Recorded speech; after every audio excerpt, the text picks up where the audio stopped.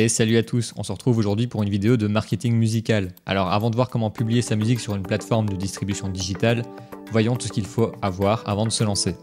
Premièrement, avoir les fichiers WAV de ses tracks masterisés. Bon, ça a l'air basique comme ça, mais c'est la base. Il faut commencer par avoir les fichiers WAV de ces tracks, il faut évidemment qu'elles soient masterisées. Pour ce faire, vous avez le choix, soit vous le faites vous-même si vous avez cette compétence, soit vous le faites faire par un pro, soit vous passez par une plateforme de mastering instantané comme L&R ou eMastered, et c'est un ordinateur qui fera votre mastering, il utilisera l'intelligence artificielle, enfin un algorithme quoi.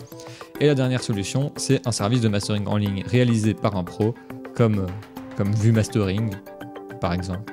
Lien dans la description. Bref, vos fichiers devront être en format WAV, en 44.1 et 16 bits. Deuxièmement, déclarer ces titres à une société de gestion de droits d'auteur.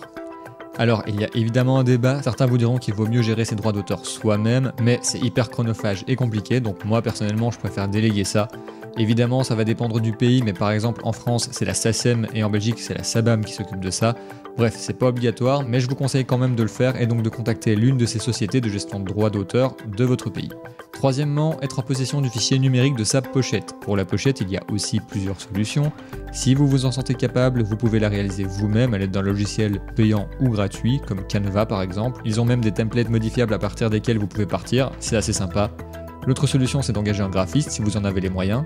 Je vous conseille par contre de faire un shooting photo avec un photographe pro, ça peut éventuellement servir pour la pochette, mais ça servira aussi plus tard pour les photos de presse. Donc dans le cas où vous voudriez une photo sur votre pochette, autant faire d'une pierre deux coups.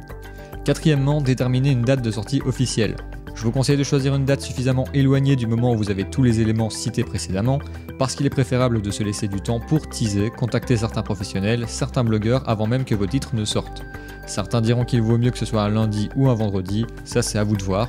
Par contre, les attachés de presse avec qui on a travaillé dans le passé étaient assez unanimes sur le fait qu'il faut tenir compte du contexte. En gros, ne pas sortir un titre qui ferait penser à un tube de l'été en plein hiver par exemple, mais aussi éviter la période de Noël, bouchée par les sorties des grosses maisons de disques, et d'éviter les périodes de vacances, y compris juillet-août, où tout le métier, comme les programmateurs radio par exemple, est en vacances. Cinquième et dernière étape, avoir un clip à poster sur YouTube.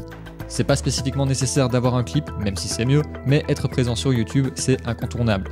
Si vous avez le budget pour en faire un, foncez, sinon vous pouvez essayer de faire un clip avec les moyens du bord. Certains ont réussi à faire des miracles avec un peu d'imagination et beaucoup de talent. Si vous n'arrivez pas à faire un clip assez pro, abstenez-vous, rabattez-vous sur un audio officiel, c'est simplement une vidéo créée avec le visuel fixe collé sur l'audio. Ça peut se faire facilement dans n'importe quel programme de montage vidéo, même gratuit, en quelques minutes.